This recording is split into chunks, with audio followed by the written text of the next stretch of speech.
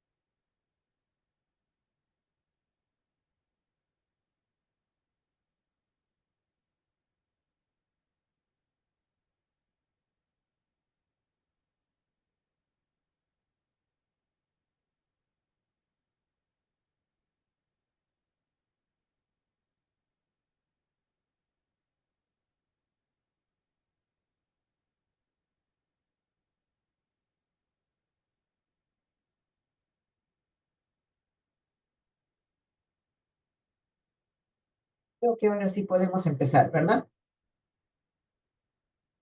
Sí, doctora, ya somos más de la mitad. Ya. Entonces vamos a comenzar con la parte de gestión de riesgo frente a los desastres. Ustedes verán que es tan importante este tema para nosotros, porque bueno, acá en nuestro país tenemos una serie de desastres, tenemos las inundaciones, las lluvias, tenemos el fenómeno del Niño con las lluvias fuertes en la parte norte del Perú, tenemos los sismos y tenemos esa amenaza que nos psicosea un poco con ese sismo de tanta magnitud que ya lo tuvimos también un temblor bastante fuerte la semana pasada. Entonces vamos a ver la definición de los desastres. Vamos a ver su ciclo del desastre, la organización de los servicios frente a los desastres. Vamos a hablar algo sobre índice de seguridad de hospitales y vamos a mencionar el tema de hospitales seguros que, bueno, ya con el tiempo las personas, los directivos se van a olvidar.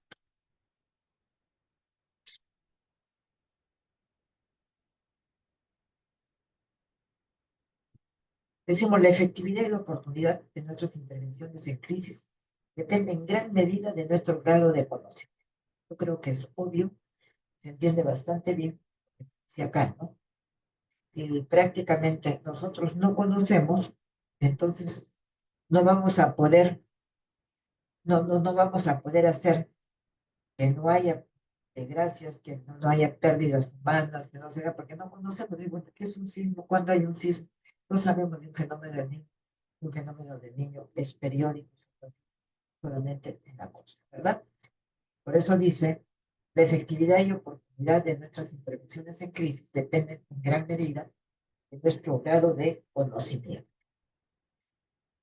¿Y qué cosa es la gestión de riesgo frente a los desastres? La definición teórica dice, es el conjunto de políticas, acciones, herramientas, metodologías dirigidas a la prevención, prevenir, mitigar. Mitigar no es igual que prevenir, no es sinónimo, sino mitigar es que disminuya los daños que se puedan causar.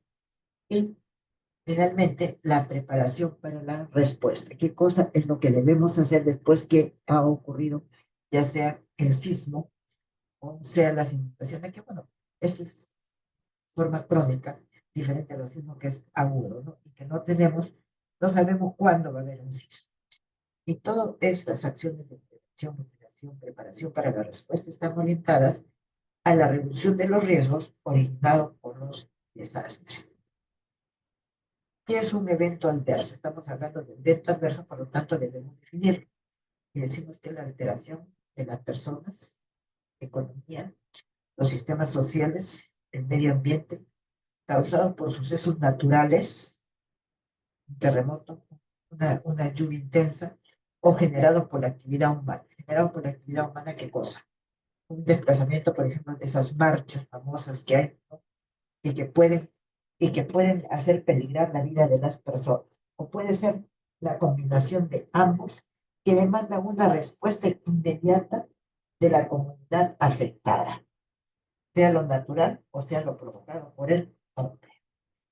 Por lo tanto, en un evento adverso, se tiene que hay una desorganización, hay damnificados, hay desaparecidos, hay heridos, muertos, hay viviendas destruidas, ya sea por las lluvias o sea por un sismo, hay comunidades aisladas, pérdida de ganado, pérdida de la producción. Y todo esto necesita una respuesta de la comunidad afectada. Y acá ya vienen los temas, ustedes lo están viendo, uno con verde que dice emergencia. Vamos a ver qué es una emergencia y vamos a ver qué cosa es un desastre. Tienen diferencias. Ambos corresponden a la respuesta que se tiene que dar por el evento adverso. Pero en la emergencia los recursos locales son suficientes, pero en el desastre no. Incluso se tiene que pedir muchas veces el apoyo a los organismos internacionales. No solamente pedimos el apoyo en el país, sino se tiene que pedir a los organismos internacionales. Una presidenta de uno de los países, en un momento que tuvo un gran sismo, le dijo si quería ayuda hace años. Ella dijo que no necesitaba. Pasaron 2 días y desesperadamente ella ya pedía ayuda a los países. Recién se estaba percatando, estaban evaluando que no era una emergencia, sino era un desastre lo que había sucedido. Por lo tanto, el desastre lo podemos ver de esa manera. Son alteraciones intensas en la persona, la economía, los sistemas sociales, el medio ambiente, causados por sucesos naturales generados por la actividad humana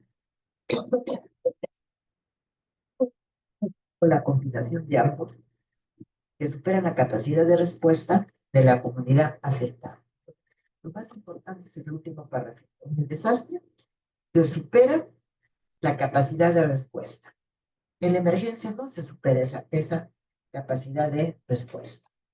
La emergencia, igual son alteraciones en la persona, en la economía, en los sistemas sociales, en el medio ambiente, causadas por sucesos naturales generados por la actividad humana o la combinación de ambos, cuyas acciones de respuesta pueden ser manejadas con los recursos localmente disponibles. O sea, no tenemos por qué pedir apoyo con recursos económicos principalmente, ¿no? Recursos también talento humano, porque tranquilamente lo podemos superar.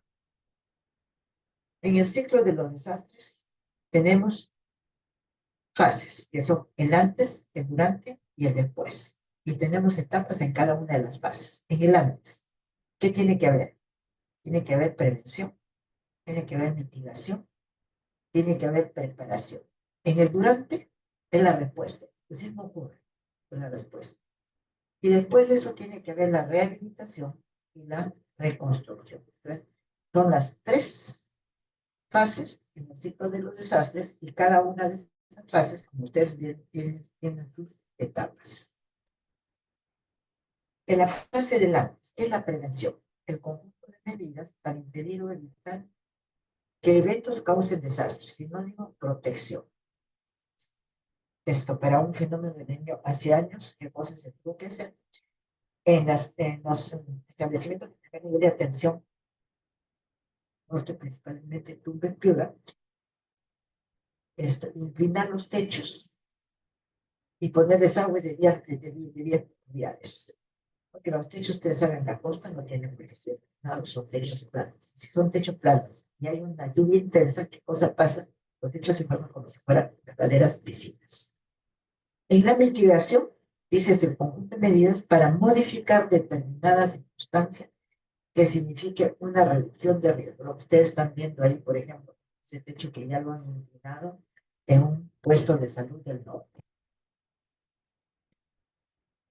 En la preparación se tiene que ver qué se debería hacer. Y entonces en esto, en la preparación, creo que el ejemplo más claro está en lo que se hace, vamos a decir, estos eventos que hay para ver qué se debe hacer en un sismo, ¿no? Conjuntos de medidas, preparación y acciones a reducir para minimizar la pérdida de vidas y otros daños, organizando en forma oportuna y eficaz la respuesta y la rehabilitación. En la fase del antes también tenemos la alerta. ¿Se puede alertar lluvias intensas? Sí. ¿Se puede alertar, digamos, un maremoto? También se podría alertar, pero un sismo no se puede alertar. La alerta se define como el estado declarado con el fin de tomar precauciones específicas debido a la probable y cercana ocurrencia de un evento adverso. En el durante, en la respuesta, ocurre el sismo, ¿qué cosa hacemos? Esas son las acciones llevadas a cabo ante un evento adverso y que tiene por finalidad salvar vidas y reducir el sufrimiento y disminuir las pérdidas en la propiedad. Después es la rehabilitación. Y esto después es lo más engorroso y es lo que demora tanto. No la rehabilitación, porque la rehabilitación son dentro de las 24, 48, 72 horas, pero la reconstrucción demora bastante. No sé, alguno de ustedes será de Ica y podrá decir a ciencia cierta si realmente después del terremoto ya Ica está totalmente reconstruido. Yo sé que realmente no es así. La reconstrucción, que es de la fase del después, es el proceso de reparación a mediano y largo plazo del daño físico, social y económico a un nivel de desarrollo igual que el que había antes que ocurriera el evento, o todavía ponerlo en mejores condiciones. ¿Qué podemos hablar sobre este título que dice consideraciones sobre desastres naturales? Dice que las inundaciones son el tipo de desastre más frecuente. Y podemos dar fe de eso porque esto es lo que ocurre en nuestro país. Los terremotos causan muertes y daño económico, más muertes y más daño económico que otros desastres. Se dice también que el 90% de todas las víctimas de los desastres viven en África y en Asia. Y ustedes dirán, ¿y por qué en África y Asia? ¿Por qué hay más víctimas? que las casas no están bien construidas, porque están en la ladera de los ríos, porque no se tiene en cuenta lo que estamos conversando. Y alrededor del 95% de las muertes por desastres naturales ocurren en los países pobres. Estoy dando un ejemplo de la construcción de las viviendas, por ejemplo, en los lechos de los ríos. Podemos decir que dentro de los efectos de los desastres existe una relación entre el tipo de desastre y su efecto en la salud. Que hay efectos que son potenciales, pueden ser inevitables amenazas para la salud. Y otra cosa de los riesgos potenciales y reales, luego de los desastres, cambian con el tiempo.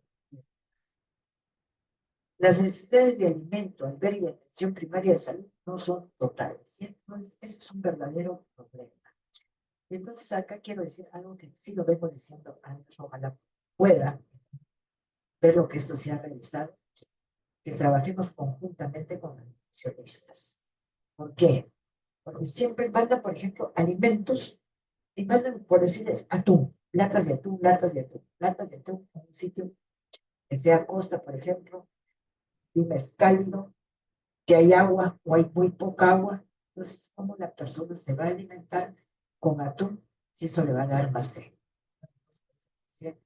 A mí me parece muy importante. Antes trabajábamos los médicos solos, y después ya se unió la parte de los psicólogos, ¿no? Ya incluso hay la ley que se trabaja directamente con ellos, porque se dio esto, esa, ¿qué podría decir? Esa diferencia se vio en el terremoto de Ica, porque se necesitaba apoyo psicológico y no alimentos. Pero no se dan cuenta que en los desastres es fundamental también que tuviéramos tener el apoyo de los nutricionistas. También que los civiles crean un conjunto de efectos distintos sobre la salud. Los conflictos civiles, estas marchas, estas, ¿qué les podría decir? Estos paros que existen, todas estas cosas que son denominados conflictos civiles. Dentro de los desastres, clasificamos uno en desastres naturales, dos en desastres causados por el hombre. Desastres naturales pueden ser de dos tipos de inicio. Inicio súbito o comienzo agudo. ¿Cuáles son? Los terremotos, los tsunamis, los las erupciones volcánicas, las inundaciones, los incendios forestales, las epidemias de enfermedades transmitidas por el agua, alimentos, vectores de persona a persona. Miren, si ustedes no leen esto, quizás no hubieran pensado qué tipo, qué tipo de ocurrencias tenemos después de un desastre. Eso es lo que acabamos de leer para los inicios súbitos. Para los de inicio lento crónico tenemos las sequías, las hambrunas, las desforestaciones, las plagas de langostas, que sobre todo esto que se ha dado hace muchos años, por ejemplo, en Chile, se dio esto de me acuerdo de estos animalitos, que bueno, que la verdad no se podía ni caminar en Trujillo porque esto estaba lleno de langostas, ¿sí? Después, entre los desastres causados por el hombre, que a veces nos olvidamos, creemos que todos son desastres naturales, está la parte industrial. Los accidentes por derrames, ha habido varios derrames de petróleo en el norte, hemos tenido también derrames de petróleo en el río de la selva. Están los incendios, y está, digamos, la parte originada por el hombre, como sería el terrorismo. Y consideramos desastre causado por el hombre el transporte vehicular. ¿Qué cosa es eso? Por ejemplo, los accidentes. ¿De qué estamos hablando? Estamos hablando netamente de lo que son los accidentes de tránsito. Hablamos también de la deforestación, la escasez de materiales. Y hablamos de emergencias complejas, como podrían ser las guerras, acciones que traen como resultado el desplazamiento de personas y de refugiados. O sea, en una guerra, pues tiene que desplazarse a las personas. Pero no solamente en una guerra tiene que desplazarse a las personas. También un desastre natural, como por ejemplo una erupción de tipo volcánico. 15 de agosto 2007, Ica 7.9 grados el terremoto, 3 minutos de duración, ¿no? Entonces, esas son unas imágenes que fueron tomadas dentro de las 24 o 48 horas. Fenómeno del niño costero. Imagínense cómo esto se ve desde lo alto, de un helicóptero. Entonces, imagínense cómo está la casa. Ahí no se ven veredas, no se ve nada. Da la impresión que todo está flotando sobre el agua. Este niño costero del año 17 fue uno de los más fuertes que tuvimos en el Perú. ¿Y qué podemos mencionar acerca de los principales efectos de los desastres? ¿Qué cosa hay? Hay una destrucción física de hogares y de la infraestructura. Se caen las casas, se inundan los techos, ¿no? Se inundan las casas. No se pueden pasar, no sé si tengo una transparencia más adelante, cómo se ve que para pasar del centro de la plaza al puesto de salud había que pasar en lancha. Imagínense, no sé si después. Tenemos también la interrupción y alteración del flujo económico. Todo esto que causa muerte, lesiones y problemas de salud.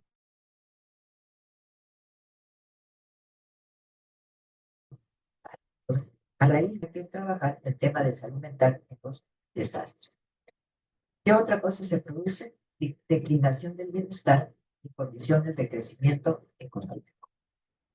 Y eso, esta declinación del bienestar y condiciones de crecimiento económico, va a qué cosa? A causar degradación en el medio ambiente.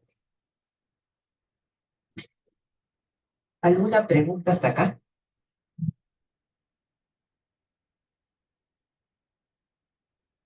¿Alguna pregunta? No, claro. ¿Qué los desastres son un problema de salud pública? Y acá vamos a ver las respuestas a esta pregunta. Porque causan un número inesperado de muertos y heridos. ¿Se sabe cuántos heridos se va a tener después de un sismo? ¿Se sabe cuántos muertos? ¿Qué otra cosa que causa? Destruyen la infraestructura de salud y los servicios básicos y por lo tanto alteran la prestación de los servicios de salud. No se puede prestar atención, digamos, a los heridos, a los damnificados por el evento, y menos, digamos, a la prestación normal que existe. Tienen efectos adversos sobre el medio ambiente y la población al aumentar el riesgo potencial de enfermedades transmisibles. Afectan el comportamiento psicológico y social de las comunidades afectadas y causan escasez de alimentos generando problemas de nutrición y originan desplazamientos de la población. Entre los efectos que podemos considerar y que se deben a problemas comunes de los desastres, tenemos reacciones sociales. ¿Cómo va a reaccionar la población frente a un evento que existe? Enfermedades transmisibles, lo más frecuente. Desplazamiento de la población, en el caso de inundaciones, en el caso de erupciones volcánicas. Exposición climática, si se tiene, problemas de alimentación, problemas sin abastecimiento de agua y saneamiento, problemas de salud mental y afectación de la infraestructura de servicios. Hace un momento estoy comentando que en esto el terremoto de ahí se vio bastante afectado y se vio la necesidad de se viera el tema de salud mental. ¿Por qué? Porque prácticamente se quedó aislado. Entonces, ¿qué pasaba? Las personas que estaban trabajando en ese momento del terremoto no podían, no podían desplazarse a su casa porque no había medios de comunicación, no se podían desplazar. Los trabajadores que tenían que trabajar, vamos a decir, en el turno tarde, noche, no podían llegar porque tampoco había vías de acceso. Se vio y se dijo, y entonces se creaba un serio conflicto, un serio problema para los trabajadores, por ejemplo, que se tenían que quedar y no sabían qué cosa lo que había pasado con sus trabajos. Entonces se dio mucha importancia a la salud mental. Después también ustedes tienen que ver que hay afectación de la infraestructura de los servicios. Esto va de la mano con lo que vamos a ver más adelante y vamos a hablar de hospital seguro. Pero bueno, hospital es aquel establecimiento de mayor complejidad y que tiene que estar funcionando durante las 24 horas con ciertos requerimientos.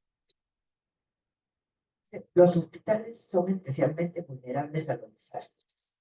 Y acá habla del hospital, algo de... Dice, la tasa de ocupación es constante, 4 horas diarias durante todo el año. Y un hospital es muy difícil de evacuar en caso de una emergencia. Pero acá voy a hacer el comentario para no olvidarlo. En el terremoto del sur, en el terremoto de Tacna, que fue el 2001, esto estaba a cargo del hospital, de la dirección del hospital, una colega. Y entonces inmediatamente comenzaron a llegar gente de acá de Lima, iba a Tacna, traído principalmente quienes llevan los ingenieros, los arquitectos para ver esos temas, y entonces le aconsejaron que no, que tenía que evacuar el hospital. La doctora no tenía conocimiento de las cosas. ¿Qué hizo? Evacuó el hospital, no fuera de las áreas del hospital, dentro de las áreas del hospital, pero los evacuó de sus. Esto creó un serio problema porque estuvieron esa evacuación, digamos, durante días, creo que hasta un mes, 2 meses después, no se podía comunicar para que volvieran, no querían volver. Había ingenieros que decían que tenían que hacer reparaciones, un serio problema. Bien, esto para comentarles, y no sé si ustedes ya se están dando cuenta, de que el médico tiene que tener conocimiento de todas estas cosas, porque si no tiene este conocimiento de todo lo que estamos hablando, toma malas decisiones. ¿Por qué? Porque se deja llevar de las personas que aparentemente nosotros creemos que saben mucho. No vamos a tener el conocimiento de un arquitecto, de un ingeniero, pero debemos conocer. Decimos también que la supervivencia de algunos países depende del correcto funcionamiento de los equipos y de la continuidad de los servicios básicos. Cuando hablamos de los servicios básicos, estamos hablando de dos: agua y electricidad. Definitivamente, si no tenemos electricidad, ¿podemos operar? No podemos operar. Agua sí puede funcionar, no puede funcionar. ¿Sí? Si no tenemos grupos electrógenos, entonces está bien, tenemos los pacientes que podrán operar todo lo demás, pero ¿cómo los mantenemos? ¿Cómo los apoyamos? ¿Cómo les damos el soporte de salud que necesitan estos pacientes? Eso sí se debe contar con la continuidad de los servicios básicos. De esto que estamos hablando, agua y luz. Para la luz tenemos los grupos electrónicos. Y para el agua debemos tener cisternas con tanques elevados, principalmente no, en emergencia, en el centro quirúrgico y en la... En las emergencias y desastres, las instalaciones médicas son esenciales. Deben seguir funcionando con posterioridad a un desastre. Vamos a decir. Dependen altamente de servicios públicos, los cuales generalmente se ven interrumpidos a causa de un desastre. Incluso ustedes, bueno, no sé si se enteraron cuando hubo el terremoto de Ica, ni siquiera había comunicación ni con celulares, ni tampoco con, digamos, con teléfonos fijos.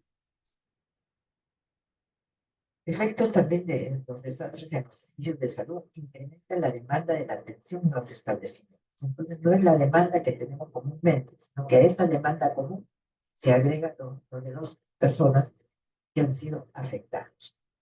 Tenemos daños en los elementos estructurales, perdón, y no estructurales de los locales de salud. Puede haber pérdida de equipos, de medicamentos, de materiales médicos. Ustedes dirán, pérdida, ¿lo roban? ¿No lo roban? No lo roban, sino pérdida de equipo. Por ejemplo, si el equipo no está fijo, entonces ese equipo se puede caer. Puede caer el equipo. Se afecta a quien se afecta el paciente. Ya no va a tener ese equipo se malogra. Se pueden caer las computadoras que no están fijas y se pueden caer. En la sala de operaciones se pueden caer las cajas del instrumental, si se pueden caer. Si se caen las cajas, se abren y el instrumental se contamina. ¿Con qué operamos? Ya creo que he dicho bastante porque esto también sucede con medicamentos. ¿Qué otros efectos se producen? Afectación física y psicológica del personal, pacientes y visitantes.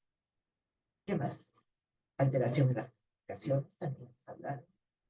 un colapso funcional del servicio, aglomeración de familiares y allegados de las víctimas en los servicios de emergencia, interrupción de los programas de salud, posible incremento del número de cadáveres en las instalaciones hospitalarias. Aprovecho para decir, olvídense de los cadáveres. Cuando comienzan a llegar a los hospitales, de lo que más se preocupa, los cadáveres no se preocupen. Preocúpense de las personas que están vivas, pero que sí tienen, que están afectadas. Por lo tanto, el impacto de la salida de la operación de los hospitales es sobre la salud, sobre la población y sobre la economía. Ese impacto que salga, digamos, de seguir trabajando, por eso dice salida de operación, de seguir trabajando sobre la salud, o sea, eso nos establecimientos de salud, sobre la población. ¿Por qué? Porque esta población asiste a los establecimientos de salud y esto afecta, digo, la economía. Sobre la salud, ¿qué pasa? Y ustedes acá ven, han evacuado el hospital. Miren, han evacuado el hospital, está en un área que no debe ser, que no es. ¿Vale? Incrementa el riesgo de muerte y minusvalía, especialmente a los enfermos y heridos. Deja al personal de salud sin infraestructura de trabajo. Sobre la población, ¿qué pasa? Se estima que en el mundo al menos 24 millones de personas quedaron sin servicios de salud debido a la interrupción de estos después del desastre. Y tenemos este dato que dice, se estima que en el mundo al menos 24 millones de personas quedaron sin servicios de salud debido a la interrupción de todos estos daños en los servicios. Estamos viendo fotografías de los pacientes del hospital que han sido evacuados. ¿Qué pasa en la economía? Dice que hasta el año 96, un estudio que hizo CEPAL en aquella época, CEPAL es Comunidad Económica para América Latina y el Caribe, dice que se vio que había una pérdida directa por daños en establecimientos de salud, que era de 3.120 millones de dólares a nivel mundial. Y ahí viene la pregunta, ¿son los hospitales seguros ante un desastre? Respuesta es, todos los grandes desastres han tenido un gran impacto en el funcionamiento de los establecimientos de salud. Muchos hospitales han sido severamente afectados por desastres naturales. El año, no me acuerdo el año, Francis, en México, en el Distrito Federal en México, a mediodía. Por lo tanto, ya se imagina cómo estaba el hospital. Me parece que 5B se llama ese hospital, muy segura, que habían visitantes, habían alumnos, habían pacientes, habían familiares, y entonces hubo una cantidad, esto máxima, personas heridas de fallecidos. Y ahí ya se comenzó a hablar para hablar de los desastres y que naciera el término de hospitales seguros y qué cosa iba a hacer. Por lo tanto, lo que les acabo de decir, seguro, como un establecimiento de salud cuyos servicios permanecen accesibles y funcionando a su máxima capacidad en su misma infraestructura, inmediatamente después de que un desastre natural. O sea, siguen funcionando, siguen funcionando. Y desde ya un paréntesis para decir, cuando sucede eso, nosotros tenemos en el área de hospitalización, pacientes, por ejemplo, que están esperando que se les dé de alta, que ya están bien, están esperando para ser intervenidos quirúrgicamente, inmediatamente se da de alta a los pacientes, a estos pacientes, para poder captar, digamos, la demanda que viene por el dinero.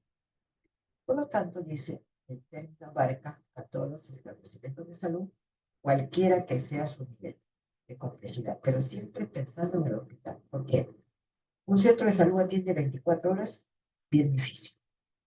En todos los hospitales se tienen 24 horas. La infraestructura en el hospital es de mayor complejidad que en el primer nivel. El talento humano donde vamos a tener, digamos, no con más conocimiento, con más habilidades, con más destrezas en el hospital que en un primer. El hospital es seguro cuando cuenta con máxima protección posible, que tiene vías de acceso al establecimiento de salud, que los servicios de suministro de agua potable, energía eléctrica y comunicaciones continúan operando, lo que permite garantizar su funcionamiento continuo y absorber la demanda adicional de. Por lo tanto, dice que un hospital seguro ante desastres significa la vida personal de los pacientes de los visitantes, que protege la inversión del mobiliario, de los materiales que están establecidos. Y finalmente, que protege la función para mantener o mejorar la producción de los servicios de salud como parte de la red a la que pertenece. Ya hemos hablado que puede ser una red, ¿no? Una red está constituida por hospitales, por establecimientos de primer nivel que tienen como referente un hospital. ¿Qué condiciones debe reunir un hospital seguro? ¿Cuál es lo básico? Y vamos a repetir en otra forma que acabamos de mencionar. Primeramente, el hospital seguro debe tener protección de la vida. Por lo tanto, el establecimiento debe ser capaz de mantenerse en pie, resistir con daño mínimo a los fenómenos destructivos de gran intensidad. Protección a la inversión.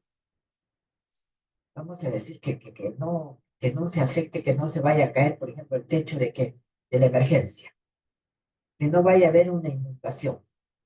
Dice, las instalaciones y los equipos del establecimiento de salud son capaces de comportarse de tal forma que sufran daños mínimos y que continúan operativos frente a fenómenos destructivos de gran intensidad.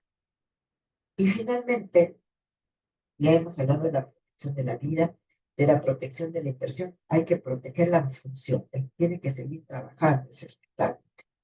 Mejorar su producción de los servicios como parte de la red a la que pertenece.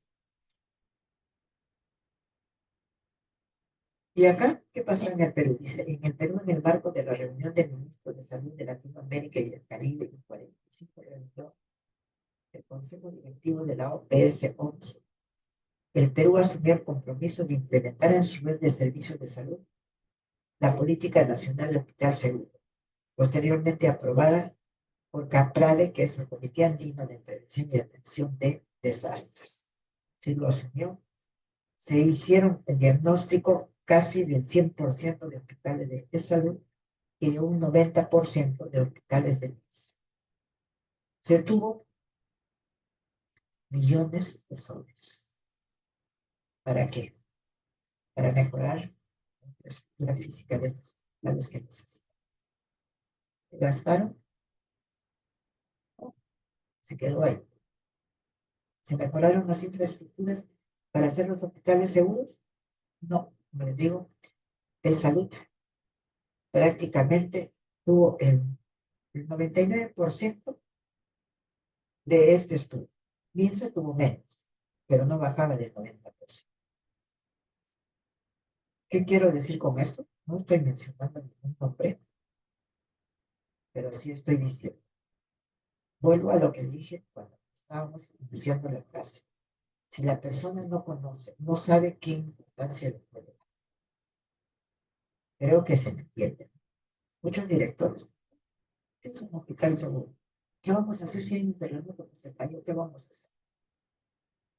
Sí, por eso la importancia de ese párrafo que yo puse cuando empezábamos la clase, que nos debían de conocer. Y acá la OPS creó, digamos, un tema que era la evaluación de seguridad para detectar si estos hospitales eran seguros. Y esta evaluación tiene como objetivo asignar prioridad al fortalecimiento de la seguridad integral de los hospitales existentes, los que ya están, y los que están en construcción, ¿no? Ya sea ampliación de los hospitales ya existentes o la construcción de nuevos hospitales para hacerlos que estos hospitales sean seguros frente a los desastres. ¿Alguna pregunta hasta acá? ¿Alguna pregunta?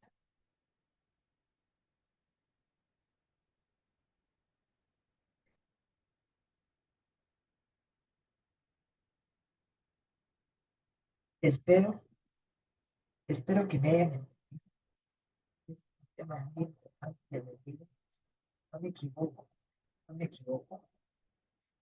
Yo voy a revisar, estoy equivocada, pero parece que es el cuarto país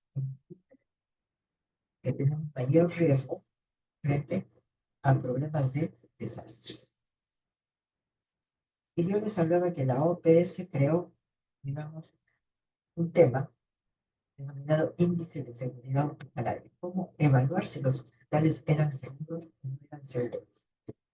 Hace algunos años yo les pedí a los alumnos, así, o sea, los compañeros de ustedes, que pudieran evaluar por lo menos la parte médica en los hospitales, ver si cuentan con todo el equipamiento, ver si tienen estos grupos electrónicos, ver si tienen sistema en cisterna, ver que esto, cuánto de alimento, para qué cantidad de días tienen almacén de alimentos, porque bueno, pues tiene que haber alimentos almacenados.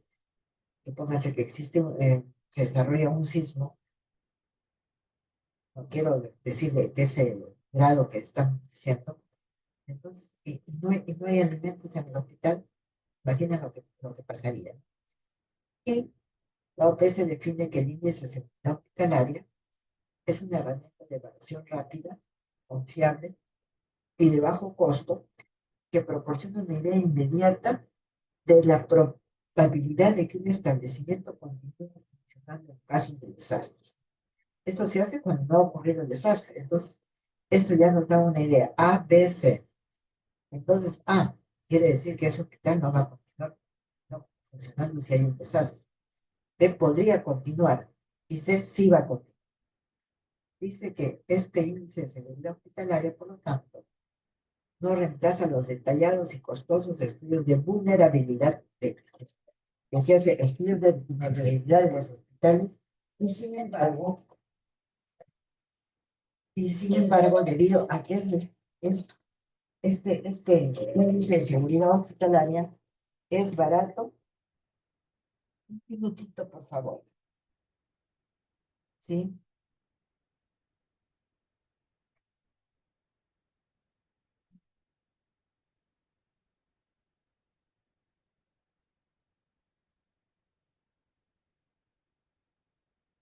Dice que esto no reemplaza a los detallados y costosos estudios de vulnerabilidad, pero sin embargo, y debido a que es barato y fácil de aplicar, puede trabajar esto médico, arquitecto, ingeniero, ¿no? Entonces son las tres profesiones que tienen que intervenir. Es un primer paso importante para los países a fin de priorizar las inversiones para el mejoramiento de la seguridad. Eso de conclusiones es sobre lo que acabamos de decir, no lo voy a tocar. Y decíamos que hace el 2015 se contaba con el desarrollo de lo que tenían que ser dos hospitales seguros que eran del 2000 al 2015. Pasó el 2015 a nivel mundial, se hizo poco. De Perú, y cambió ya la política, por eso dice el marco de Sendai para el riesgo de desastre. Fue aprobado en la tercera conferencia mundial sobre reducción del riesgo de desastre celebrada del 14 al 18 de marzo de 2025 en Sendai, Miyagi, Japón. Y esto va hasta el 2030. ¿Qué estamos haciendo hasta ahora? No quiero decir, no estoy demasiado enterada en este momento del Ministerio de Salud, si es que el Ministerio de Salud está trabajando en esto, pero me parece que este riesgo de desastre 2015-2030 tiene 7 metas mundiales que son las siguientes. Reducir considerablemente la mortalidad mundial causada por los desastres para el 2030. Ya no habla de la infraestructura, porque ya se supone que anteriormente ya se trabajó en la infraestructura. Segundo, reducir considerablemente el número de personas afectadas a nivel mundial para el 2030 y lograr reducir la mortalidad mundial causada por desastres para 100.000 personas para el decenio 2020-2030. C. Reducir las pérdidas económicas causadas directamente por los desastres en relación con el Producto Interno para el 2030. D. Reducir considerablemente los daños causados por los desastres en las estructuras vitales sin interrupción, los servicios básicos en las instalaciones de salud y el incremento considerable de países que cuenten con de reducción de riesgos de desastres a nivel nacional y local. F. Mejorar considerablemente la cooperación internacional para los países en desarrollo y incrementar considerablemente la disponibilidad y el acceso a sistemas de alerta temprana de amenazas múltiples y a la información y a las evaluaciones sobre riesgos de desastres. Estos temas, este tema, estamos hablando de pero todavía ustedes que lo conozcan, que sepan. No lo voy a poner en el examen, que usted lo lea, que no les voy a decir. Con eso estaríamos terminando la clase en relación a los, bueno, ya no, estaríamos terminando la clase en relación a en relación a la gestión de riesgo frente a los desastres. Vamos a cambiar para poder poner la clase de gestión ambiental. ¿Alguna pregunta antes? ¿Alguna pregunta? ¿Alguna pregunta? Todo claro, doctora. Ya. Entonces, unos 5 minutos y comenzamos con lo que es gestión ambiental.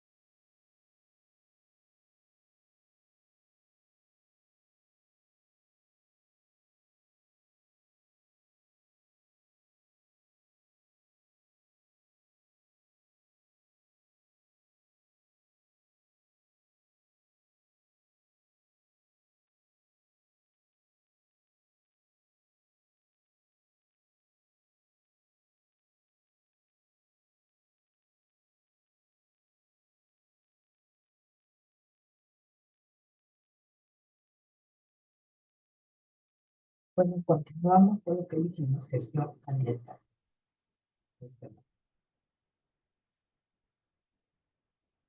Que vamos a ver definición de medio ambiente, cambio climático y efectos sobre la salud.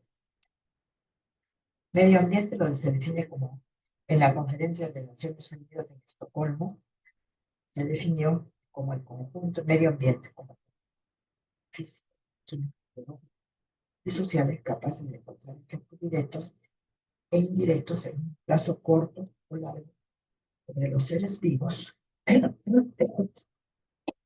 y las actividades humanas. El ambiente es el entorno en que el ser humano desenvuelve sus bienes.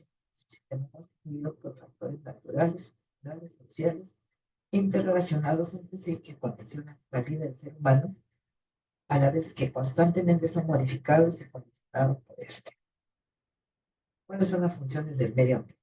Provisión de recursos, pesca, la agricultura, la caza.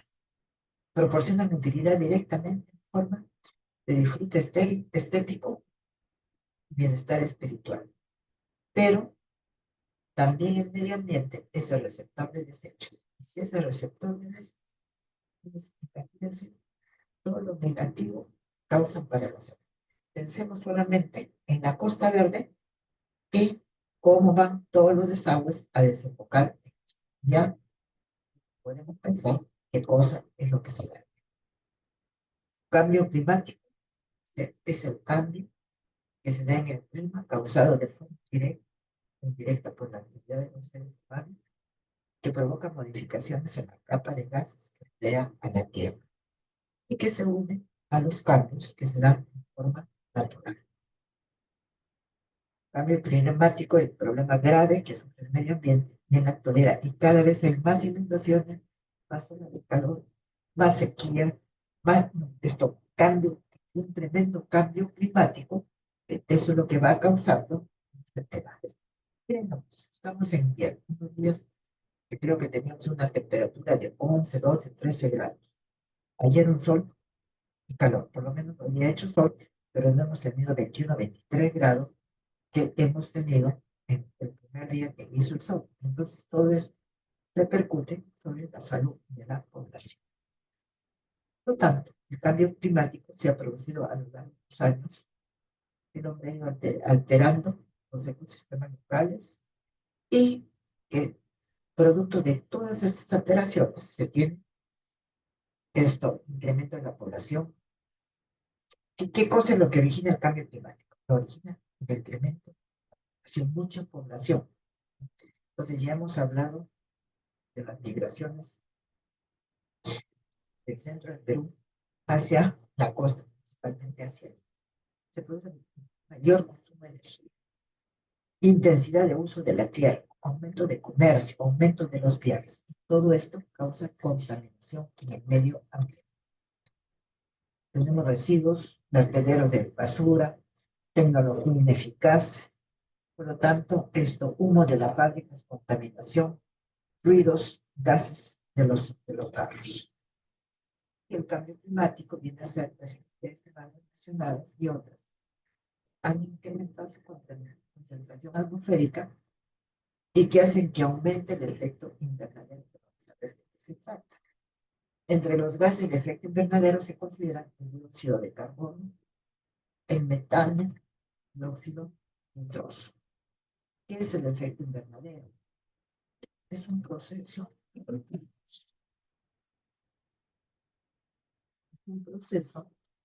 en que la radiación térmica emitida por la superficie planetaria es absorbida por los gases de efecto y se irradia en todas las direcciones. Se denomina así porque los componentes están en la atmósfera planetaria y tienen por energía que el suelo emite por haber sido calentado. El calentamiento global hace referencia al tiempo de la media de la atmósfera terrestre y de los océanos. Este calentamiento de la Tierra hace que se produzca dicho efecto invernadero. Por lo tanto, como cambio climático y como consecuencia de esto, se tiene la atmósfera y el océano se han calentado, los volúmenes de nieve y hielo han disminuido. Y acá, bueno, ustedes son bastante jóvenes para haber visto, no creo que algunos niños se acuerden. Teníamos en Ancash la cordillera negra y la cordillera blanca, y era bien, casi que ya la blanca estaba pura nieve. Ahora podemos decir que es cordillera blanca, esa cordillera negra, en deshielo. Ya eso, como decir, fue pasar. El nivel del mar se elevaron, la concentración de los gases del efecto invernadero también ha aumentado. Como consecuencia del cambio climático, hay aumento del nivel del mar, olas de calor, tormentas, sequías, especies en extinción, especies marinas sobre todo, temperaturas cálidas, inundaciones, sequías. Miren lo que está pasando clima este año acá en Perú, principalmente en agosto. Desaparición de los glaciares, inestabilidad económica, destrucción de los ecosistemas. Las naciones tropicales peruanas retrocedieron un 22% durante los últimos 25 años, con lo que se ha perdido un equivalente al agua que se consume, del agua que se consume. Y esa. Aprovecho para decirles, lo dicen, que dentro de unos 10 años en Lima no vamos a tener agua. No sea así. De lo contrario, no sé cómo podríamos. Consecuencia del cambio climático. Hay aumento de hay tormentas, hay sequías, hay huracanes, aumento del nivel de las aguas, expansión por aumento de temperaturas, de hielo en zonas polares, como Groenlandia y también lo que sucedió acá, extensión de enfermedades y de especies tropicales, colapso de corrientes oceánicas, reducción de los bosques de la Amazonía, y si se reducen los bosques de la Amazonía, pues, imagínense, también se altera digamos, la fauna, liberación de grandes cantidades de metano. Fenómeno del niño 97-98, que yo les decía que fue el fenómeno del niño más sonado, más importante, decimos, por todos los daños que causó, que hizo perder al Perú 3.500 millones de dólares del Producto Bruto Interno, como ustedes lo están viendo ahí. El clima representa para los gestores de riesgo de desastres una variable que y el cambio climático, y esto va de la mano con los desastres. Somos el cuarto país, en cambio climático, puesto que al menos 85% de los desastres en el mundo estarían directamente relacionados con la condición de desde el punto de vista económico y social. Muchas de las actividades productivas y sociales son altamente dependientes de qué actividades sociales, la agricultura, ¿no? Y por lo tanto, aspecto ambiental es aquello que una actividad, producto o servicio que genera emisiones, vertidos, residuos, ruido, consumos. ¿Y qué cosa le hablamos? Ya hablamos de eso. ¿Qué nombre le ponemos? Contaminación ambiental. No sé si ustedes saben que la avenida Abancay es, digamos, el centro de mayor contaminación ambiental. ¿Sí? No sé si sean ese tema.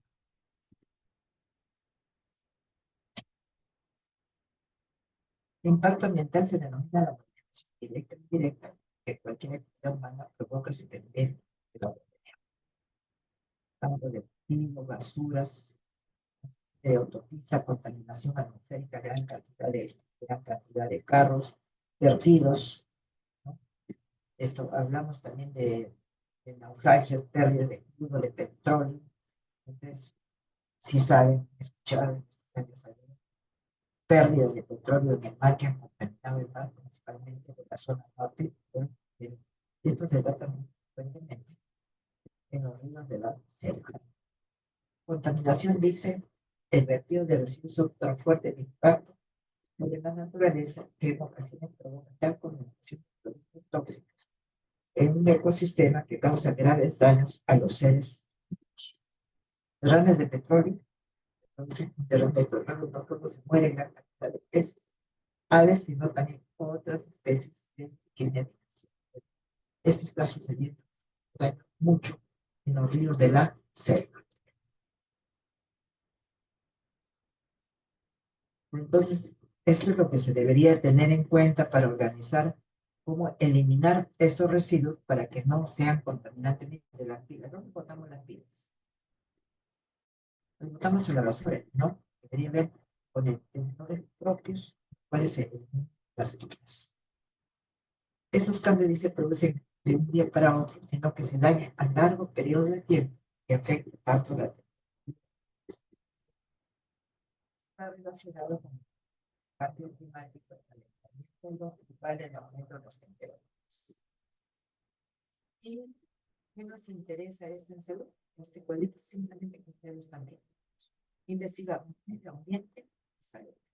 Vigilamos, controlamos, vigilancia del medio ambiente, vigilancia de la exposición de las personas que viven en esas áreas, vigilancia de los.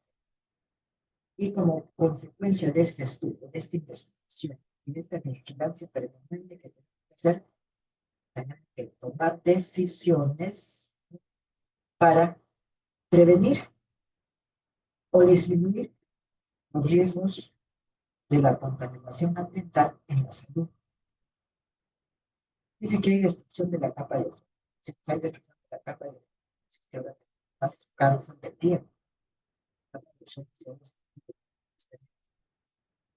¿Cómo se llama? La radiación solar sobrepasa 11, 15 acá en Lima, ni siquiera en pleno verano. Consecuentemente, cánceres de piel, ¿no? Parte de la radiación ultravioleta que es nociva para la piel. Hemos hablado de cómo el agujero de ozono se ha creado el agujero de ozono que ha disminuido, que se disminuye, el ozono disminuye, llegará a la Tierra, yendo por lo tanto causa más radiación ultravioleta, el cáncer. La radiación provoca un aumento de casos de cáncer de piel, puede afectar el sistema inmunológico humano y tiene efectos negativos sobre la vista, aumentando los casos de catarata. Les han hecho ya no sé si ustedes han dicho, y actualmente en el Perú han aumentado los casos de cataratas en personas adultas jóvenes. Antes la catarata era de las personas de tercera edad, y esto, ahora no, en personas jóvenes, tanto hombres como mujeres ya hay. Por lo tanto, ¿qué recomendación? Si hay sol, utilizar sus lentes, la única, muy soleado, lente para sol. Efectos negativos, también hay alimenticia que ataca el fitoplancton por esta radiación. Tenemos cambio climático, condiciones ambientales, las exposiciones que hay, exposición directa e indirecta, y las conexiones en el sistema de salud que causan los impactos que acabamos de mencionar en salud. Entre los impactos tenemos enfermedades relacionadas con efectos sobre la salud relacionados con fenómenos meteorológicos, efectos sobre la salud, contaminación atmosférica, enfermedades transmitidas por el agua y los alimentos, enfermedades transmitidas por los vectores y roedores, efectos por falta de agua y alimentos, sobre la salud mental, nutrición e infección. Es importante que ustedes lo lean esto y lo relacionen con todo lo que ya ustedes han visto en epidemiología. Resultados: mortalidad diaria, ingresos hospitalarios, asistencia consultorio, defunciones, cualquier cosa, por problemas infecciosos, nutricionales, por mortalidad por infecciones, y también otro tipo de patologías causadas por vectores. Pero también hay que decir, el hospital, vemos el hospital es lo máximo de esto, pero miren, el hospital también emite, no, el hospital entra en insumo para actividades asistenciales administrativas. ¿Qué cosas salen? Servicios de diagnóstico y tratamiento de los pacientes. Pero el hospital tiene vertido, tiene residuos, tiene entra consumos. Y en esos vertidos y esos residuos es lo más importante que se tiene que ver. Más que se tenía hornos, pero eso contaminaba más la atmósfera. Actualmente ya no se permite que haya hornos. Entonces, ¿qué cosas se tienen que hacer? Tiene que recolectar todos esos residuos y tienen que ser recogidos, digamos, por empresas especiales, porque no tienen que ir y verterse en la costa verde todos los residuos. Riesgos ambientales: residuos hospitalarios, utilización de incineradores para residuos, liberación de fármacos no metabolizados, utilización de fuentes de mercurio en dispositivos médicos como termómetros, tensiómetros, utilización de cloruro de polivinilo en relación a la dioxina. Entonces, con esto, en forma un poquito rápida, ustedes me disculpen, no es mi forma de hacer las clases, pero En la mañana les decía, mi primera salida ha sido a la Universidad de Colombia. Esa es mi primera clase, tengo que hablar un poquito largo. Es de todos estos temas. Con esto, damos por finalizado no solamente la clase de gestión de riesgos, desastres y gestión ambiental, sino las clases del curso de gerencia en salud de el 11º ciclo que ustedes están cursando. Lo único que les pido, no solamente lean las clases, tienen transparencias que les puede hacer recordar, no lean solamente para el examen, sino que eso les sirva, y sobre todo cuando vayan a hacer su cero, por favor, lo llevan guardadito, porque eso lo van a necesitar, por ejemplo, mucho cómo se hace un plan operativo, cómo se hace un diagnóstico. No espero, pero me gustaría, y sí, sí va a ser así, que de esta proporción de ustedes, por lo menos va a haber 2 o 3, hasta 4 alumnos que van a seguir la especialidad de administración en salud, que como dijimos, es bastante complicada, pero es lo importante. Si no hay un buen gestor en salud, es lo que nosotros hemos visto que ocurre durante la pandemia. Muchas gracias por haber trabajado con ustedes. Muchos éxitos en su vida de profesionales. Gracias. Con eso estamos dando por concluido.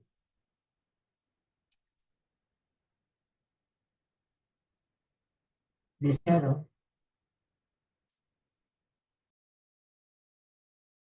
Gracias, doctor. Muchas gracias, doctora. Muchas gracias, doctora.